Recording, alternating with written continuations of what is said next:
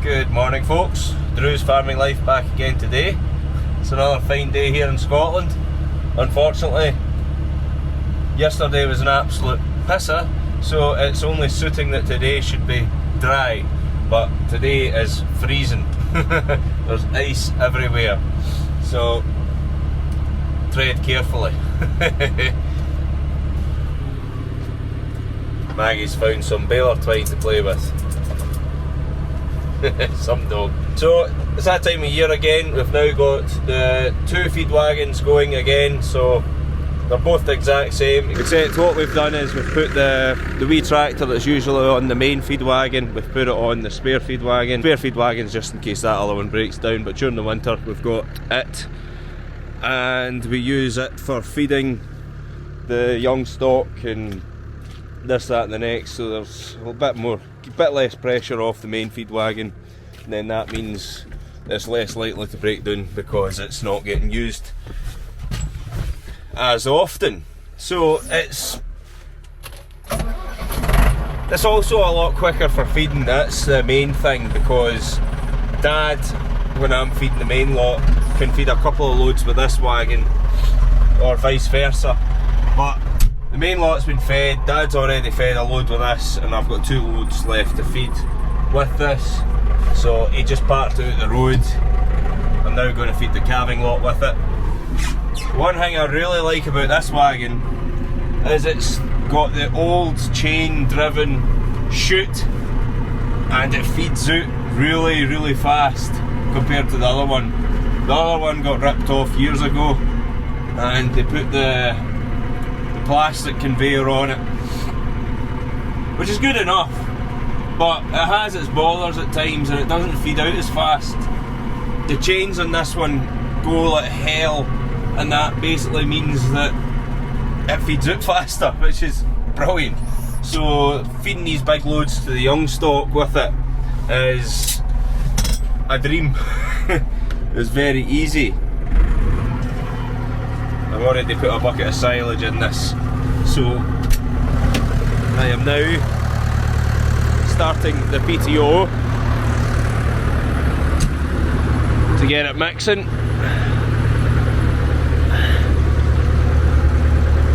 Hello! Not that means anything, just says hello. But this wagon's a little bit higher than the other one. It's like as if the other one's got a stepped axle. And the augers aren't just quite as good in this one, which is not that big a deal when you're feeding the young stock. It's just a wee drop barley that goes in with their feeding. It's not like it's doing the main dairy blend where it really matters on how good the blend is. So yeah, that's us back to using these 2 feed wagons. And then we've got the 135 on its wee wagon, so I likely need to feed 2 loads later on because there's a lot more in that shed this year compared to last year, so it's every day you have to feed 2 loads in it, and that's just the way it is. The old reed, that's where I was first replacing the slats in, still playing with baler twine. So aye, no, very good to try and get the feeding done quicker with having 2 feed wagons and then feeding 2 loads a day with the 135. It's great to see it still going. I do like jumping in the 135 and using it, it's great fun. And then, well, the TM140 is now on the bedder. The TM140 is now on the bedder, and that just keeps it ticking over, and it's very easy unhitched when you need it to put pipes on and stuff like that, you know, so it's just very handy to unhitch that. Aye, two of these feed wagons going, the 135 and its dung spreader conversion, and a wee dog that can't sit at peace. Aye, don't eat that, stop eating shite, dumb dog. Maggie likes her window seat sometimes. Just going to feed the calving lot here. They've been shut away because these heifers are getting scraped out with the bull. You can just see Roger there with his ring in his nose. So I'll get these fed. There's just over a ton in here, and it shouldn't take too long to feed out, because as I said not that long ago just how good the chains are at feeding out.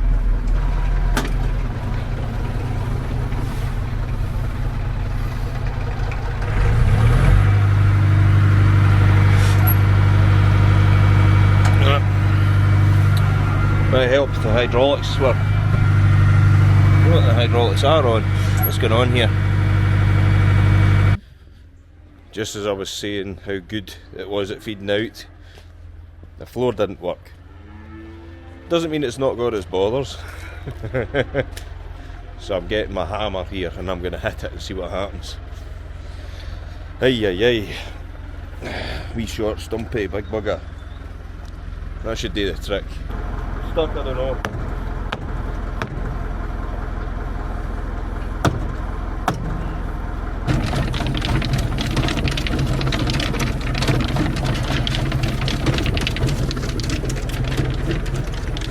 I cleared some silage and then switched the hydraulics on, then hit it a little bit more with the hammer. Away she goes.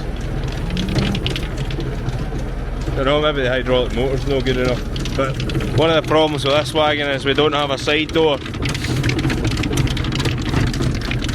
because we swapped it onto the good feed wagon because its door was gubbed a couple of years ago. So could be the pressure of the silage against it to start with that's doing that, but I thought I'd lowered it down enough that that shouldn't have been a problem. It's never done that with me before.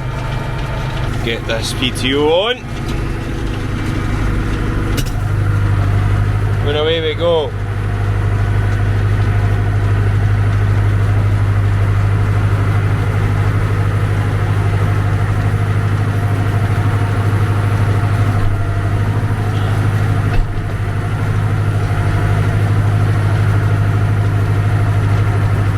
See, that's it pretty much fed out already. That was a ton. There's only a wee drop left in it. It's quite hard to get the last wee drop out. The augers aren't as good as they should be. Aye, that's that pretty much fed. That'll do. I'll switch this off.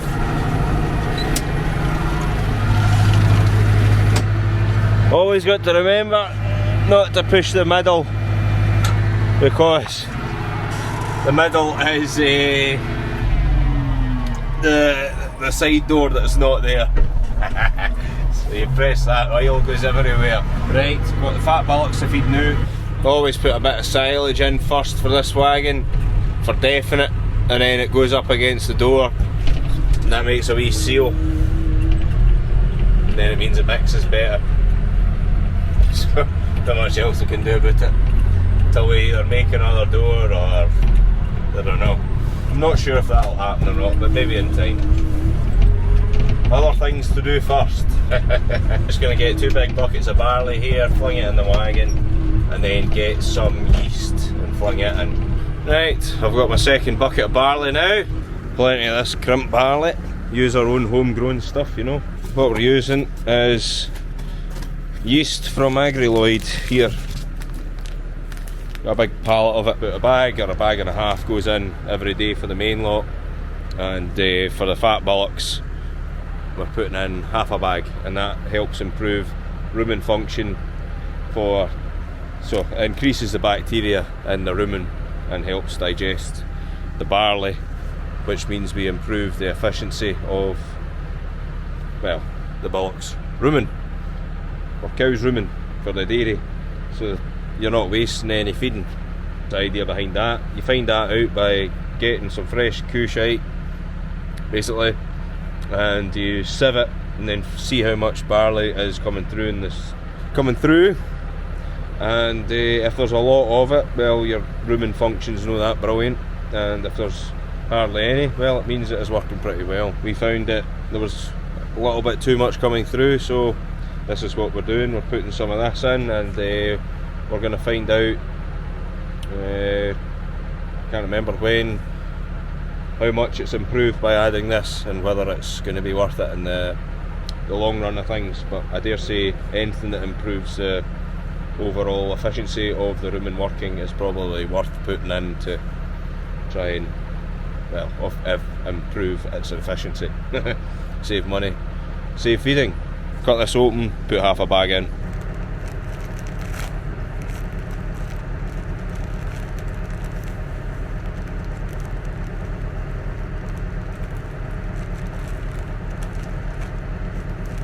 See, that's all that's required for these bullocks in the big shed round the back. So then I save the other half bag for next time the fat bullocks need fed. Go, right, 2, 3, now to get this up to 3 tonne, because that's what the ratio is. It's not very precise all this feeding. You'd always think we were dietitians. 60 kilo more. Didn't tell Dad. See, this is what I meant by putting silage only in first, because that's just blocked this off. Now the inside of the wagon should be mixing pretty good.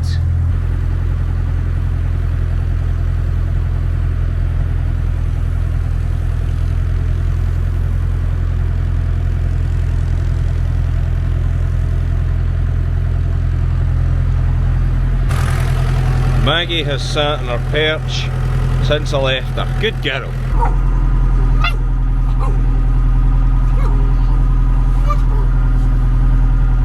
Some dog, she loves it really.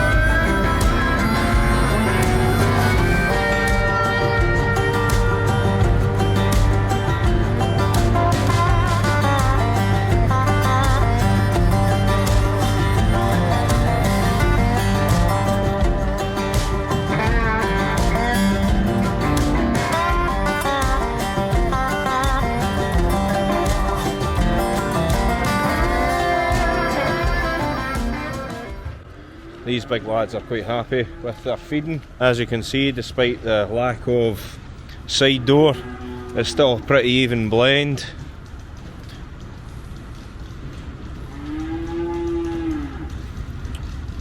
On to the next job, which is bedding up.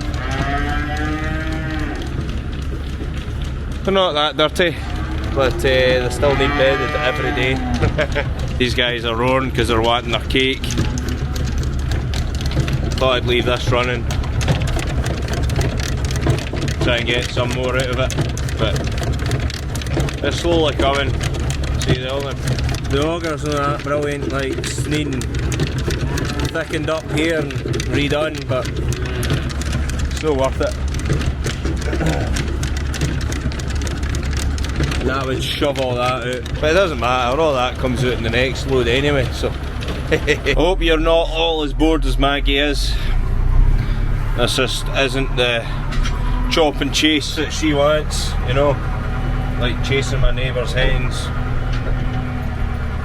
Honestly, unbelievable. So there's the other doots on the feed wagon that was on this tractor. Another reason we moved this tractor onto this wagon is because this wagon's easier driven. So it's just, it saves this tractor a bit of abuse, you know. So looking after it, and that tractor works quite well on it because it's a bit more horsepower, so it doesn't have the same problems. So yeah, this tractor works away fine on this wagon. Right, that's all the morning's cattle bedded. So I've got one more job to do. I have got 6 cows to jag. Because they were seeded at the last PDing we had. There was a couple cystic cows. That means that they are coming bulling very regular. They're not within the regular cycle of every 3 weeks. They were coming wooling every week or every 2 weeks instead of 3 weeks. So there was no chance of them getting in calve. So there was a couple of them, and then there was a couple that just weren't cycling at all.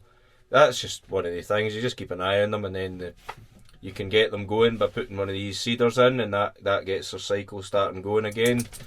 So they got pulled out 2 days ago, and then you jag them, and that primes them for tomorrow's AI.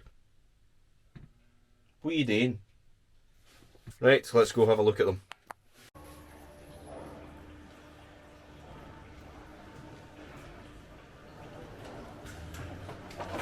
Yeah, that's it.